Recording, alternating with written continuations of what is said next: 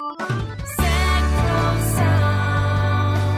people and communities together on seclosounds.org. Your listening station.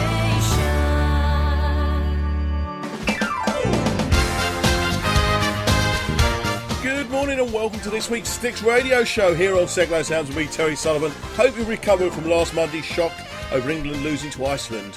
And guess where I'm going next May on holiday? Iceland. Anyhow, I'm sure I'm going to get a warm welcome. Now, enough of me. Today on the show, I'm joined by a first-time author, Derek Jarrett. He wrote his first book at age of 80. He's going to be telling us all about his career and all lots of other things. And today, we're not doing it from the studio, we're doing it from Derek's house in Purton in Hertfordshire, so wish me luck with that one. Anyhow, before we speak to Derek, let's have a great song. This is Elaine Page from the musical Cats and a song called Memory.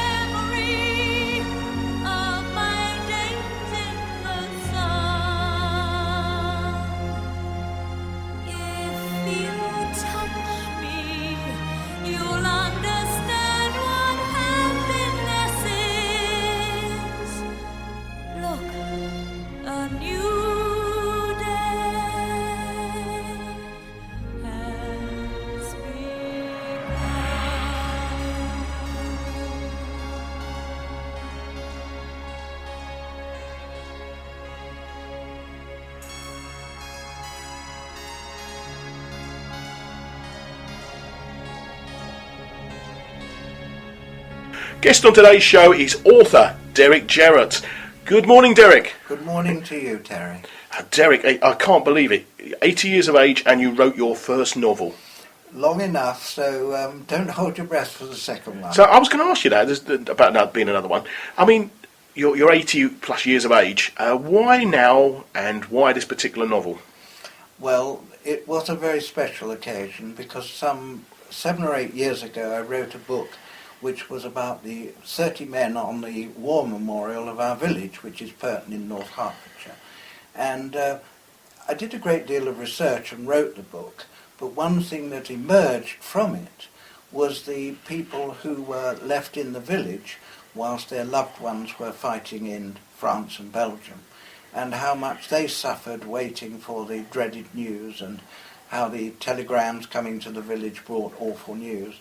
And I always thought about those people, many of whom, although I never met them, I certainly met their sons and daughters and realised the anguish in the village.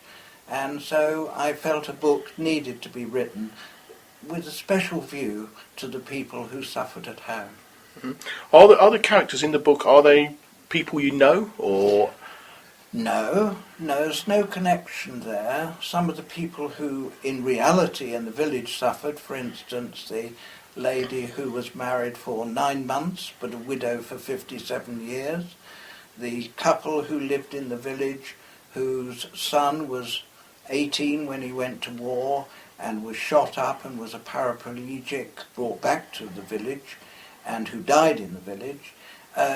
So I knew of the suffering, but none of them were actually based on real characters, although of course they say that you can't help but write from your own personal experience. Yeah, so I'm sure that emerges. Yeah, so you've no connection with the sort of people in the world in the war at all. No, I mean, I have a relative, I had an uncle who fought in the trenches and looked after the horses, and perhaps that emerged in the novel. So little bits of personal experience do come through. But it was essentially about the people at home, although much of the novel, of course, takes place in the trenches. Yeah, it's sort of, reading the novel, it's sort of almost like a diary, almost. It's I would say it's like a diary form.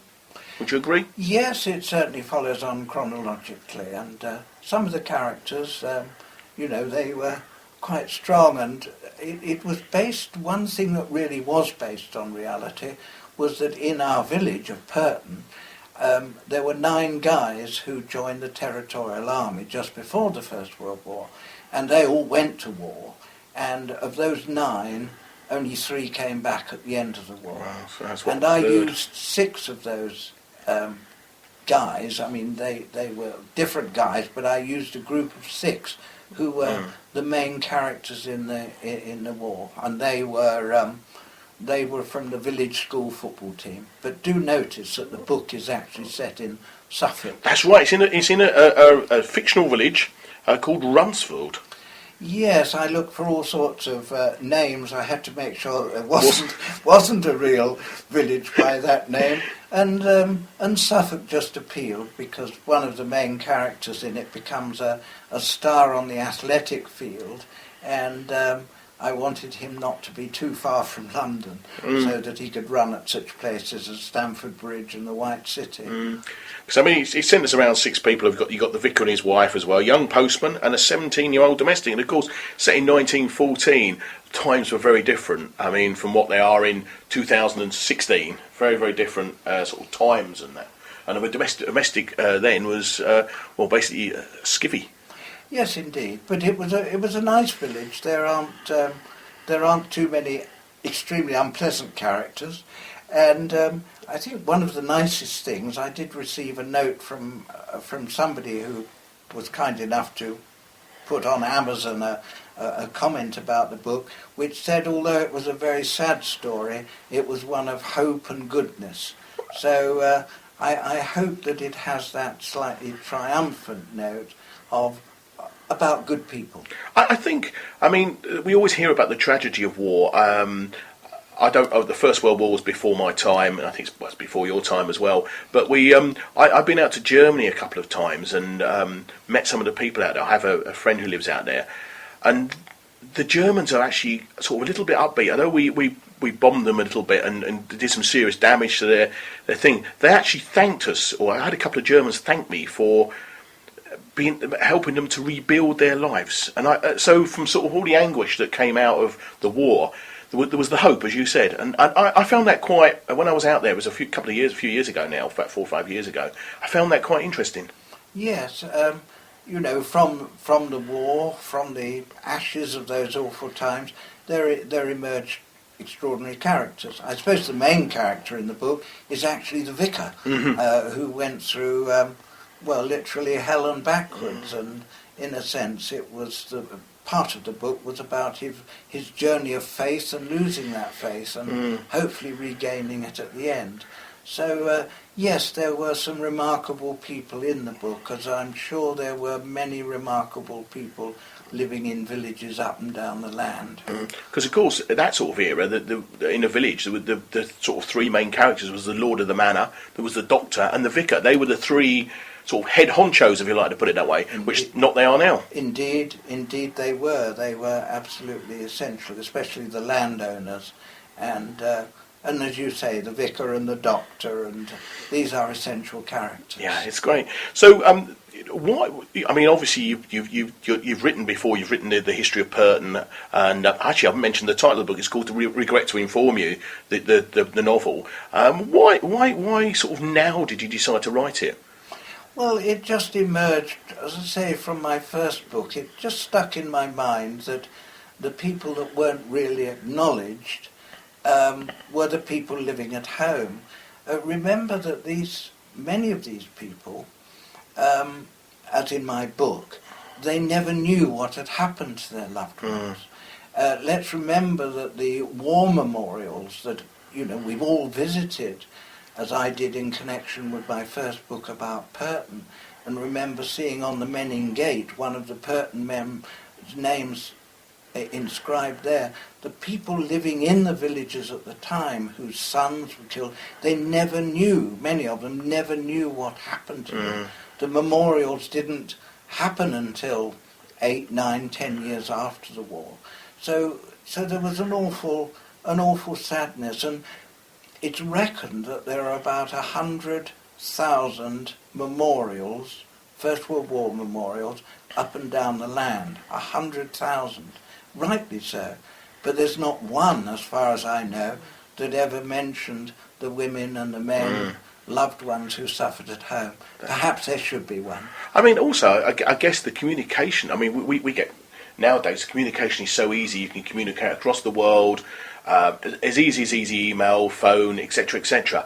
I mean, obviously then, in 1914, the communication, if your husband, son, whatever, was killed, I mean, it could be months before you got to find out about it. Indeed. Or years even. Indeed it was, and some were still searching. If you look at newspapers, local newspapers, months and months after the war, you'll see adverts. Does anybody know of? There was always this hope that people might return, and they didn't, and there was no closure for many. And I remember visiting the Post Office Museum in London, which is a fascinating place, to find out more about the postman at the time. And as you say, communication was very slow. Let's not forget the poor devil who had to cycle to the village delivering these awful notices, these telegrams. Must have been. And I guess the poor guy, it wasn't just the once he had to do it, he had to do it more than once. And a lot of these, I mean, some of the villages and areas lost half their people, half their eligible people over the time. Indeed. Which isn't great. So when you go about writing, or when you went about writing the book, or when you go about writing, what do you do first? Do you do the characters? Do you do the story? Or how do you write? Because everybody writes differently. Yes. Parts of it, I have to confess, I can't easily remember. Okay. But it was this overwhelming wish to play up the people who suffered within the village. And then, as I say, I alerted on these 6 central guys because I wanted them to be close-knit. I wanted them to be at school together and grow up together and go to war together. And it just so happens, and here fact does mix with fiction, I was in our own